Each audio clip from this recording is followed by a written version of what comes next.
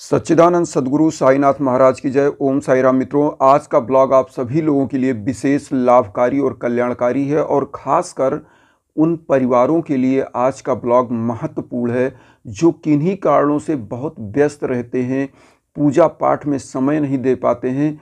तो मैं सोचता हूं कि समय समय पर उनके लिए कुछ ऐसे उपाय भी लेकर के आएँ जो वो करें और साईं बाबा का पूरे परिवार पर उनके कृपा बरसे और उनकी मनोकामनाएं पूरी हों।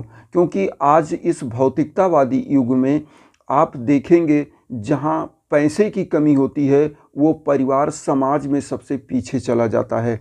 तो आज हम एक महत्वपूर्ण अंक लेकर के आए हैं जो आपको लिखना है और कैसे ये विधि कर देनी है और इसको क्या करना है कि आपके घर में समस्त जो युवा बच्चे हैं जो योग्य होते हुए असफल हैं वो सफल हो जाएं अपने क्षेत्र में, करियर के क्षेत्र में। आपका business sky is the limit के आसपास पहुंच जाए और आपका जो सपना है वो साकार हो। तो बाबा की कृपा प्राप्त करने का सबसे चमत्कारी आज हम अंक लेकर के आए हैं। और चूंकि अंक ज्योतिष में भी अगर आप बिलीव करते होंगे तो ये अंक आपके लिए बहुत लाभदायी है और ये साईं बाबा के जीवन से संबंधित अंक है। मैं इसका महत्व भी बताऊंगा कि क्यों साईं बाबा के जीवन से संबंधित है। तो आइए पहले सुनते हैं कि इस अंक को कैसे लिखना है, कैसे तैयारी करके क्या क्या चीज़ लेके लिखना है। सबसे पहले तो आपको अगर भोजपत्र मिलता है तो बहुत ही अच्छा है। भोजपत्र ले लीजिएगा और हम आपको भोजपत्र की एक फ़ोटो भी दे रहे हैं, आप देख लीजिए। इस तरह का भोजपत्र आप ले लीजिएगा और उसके बाद आप क्या करिएगा कि नहा धो लीजिए और एक अनार का जो पेड़ होता है, अनार का पेड़, अनार के पेड़ का एक छोटा सा डंडी काट लीजिएगा, एक टहनी छोटी सी काट के उसको पेन बना लीजिएगा।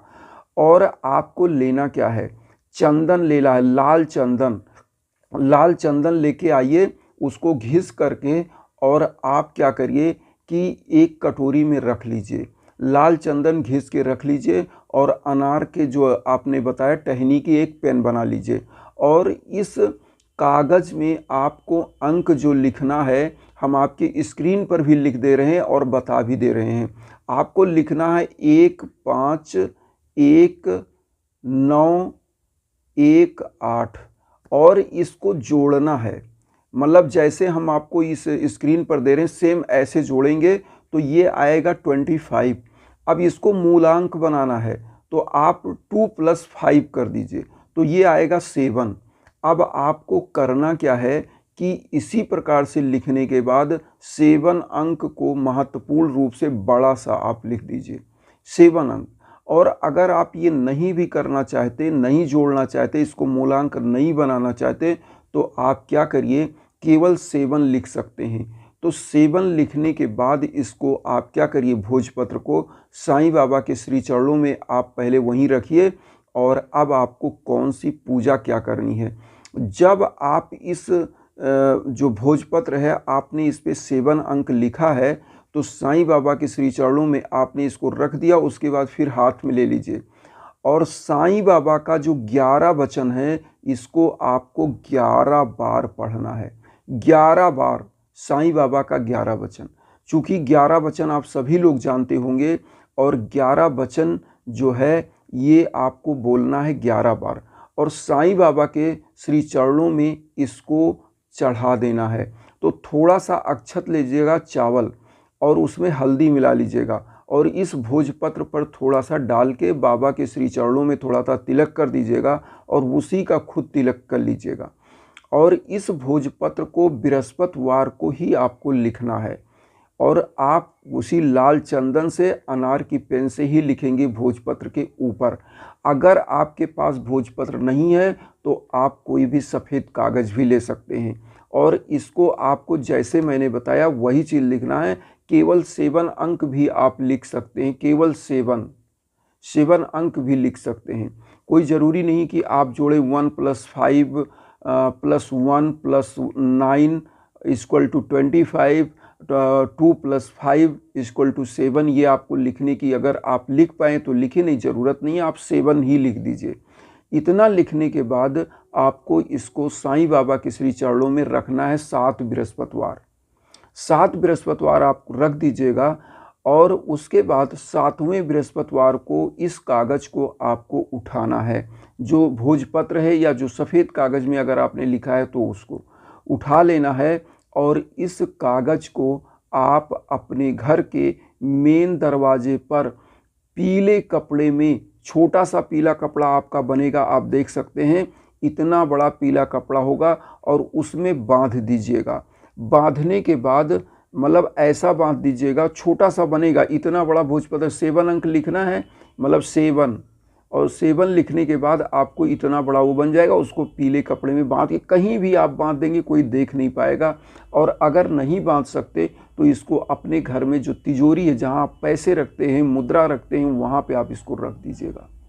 और फिर चमत्कार आप देखिएगा। अब मैं 7 अंक का महत्व बता दूं और साईं बाबा से क्या संबंध था इस 7 अंक का। आप लोग जैसे कि जानते होंगे कि जो 7 अंक है, अगर आप ज्योतिष में बिलीव करते हैं तो ज्योतिष में 7 अंक केतु का माना जाता है, प्रतिनिधित्व करता है केतु का। और केतु एक रहस्यमयी ग्रह है कि मतलब केतु अगर चाहे तो पल भर में आपको राजा, पल भर में रंक बना दे। और केतु ऐसा है, इसको प्रसन्न कर लेने से आपको समस्त चीज़ें मिलती है। अब 7 नंबर गिनती प्रकृति में क्यों महत्वपूर्ण है, हमारे ब्रह्मांड में क्यों महत्वपूर्ण है, हमने इसीलिए लिखा है कि ये ब्रह्मांड का अंक है। क्यों? हमारे ब्रह्मांड में, हमारे इस धरा पर 7 महासागर हैं। पहला नंबर 7 महासागर, 7 सुर हैं जो आप गाते हो, 7 सुर।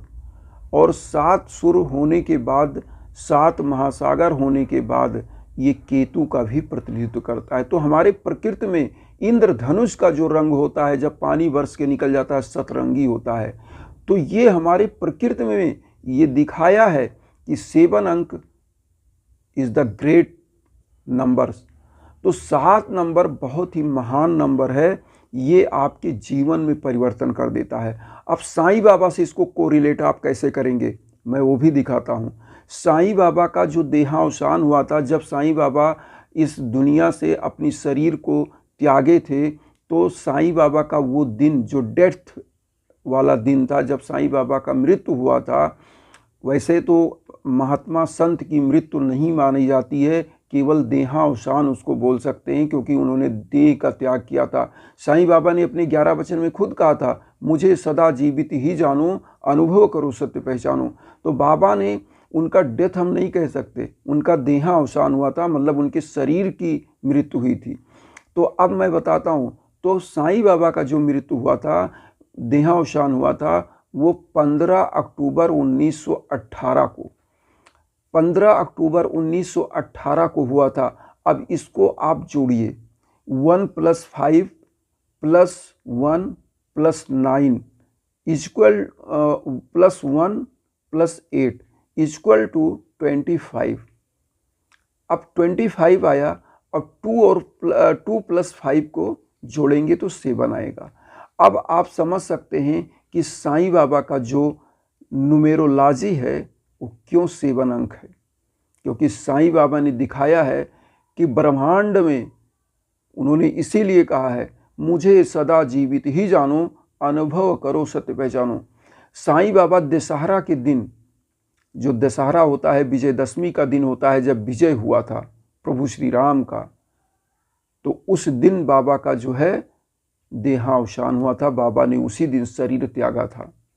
और बाबा ने ये दिखाया, ये चमत्कार है। बहुत ही बिरला लोग होते हैं जो शुभ घड़ी में, शुभ नक्षत्र में अपनी शरीर को त्याग पाते हैं। और बाबा ने दिखाया कि जब भी मुझे याद करोगे, मैं विजय के लिए आपके तैयार रहूँगा। कोई भी ऐसा क्षेत्र नहीं होगा जहाँ पर मैं आपको अब विजय श्री ना करवा दूँ। इसीलिए मैं, एक शायर ने लिखा है कि नभ अर्शस्पर्श हो या सागर मंथन, श्रम संयम व साहस का करना होगा बंधन। इन जतनों से जयत मिलेगी, जय श्री से होगा अभिनंदन। इन जतनों से, जो जतन मैं बता रहा हूँ 7 अंक का, इसको आप करिएगा और जय श्री से अभिनंदन होगा। और मेरा तो उद्देश्य भी यही है कि वसुधैव कुटुंबकम की जो भावना हम लेकर चल रहे हैं, उसमें हमारा साईं परिवार, हमारा जो विश्व का परिवार है, वो इन उपायों से सुखी हो, प्रसन्न हो, खुश हो और उनका जीवन एक कष्ट से सुख की ओर आगे जाए। इसी भावना के साथ हम चल रहे हैं और आप लोगों से एक विनम्र निवेदन यही करूंगा कि चैनल को सब्सक्राइब करिए और उन साईं भक्तों तक जरूर वीडियो को शेयर करिए जो किन्हीं कारणों से कष्ट में हैं, दुख में हैं। इसीलिए ओम साई राम।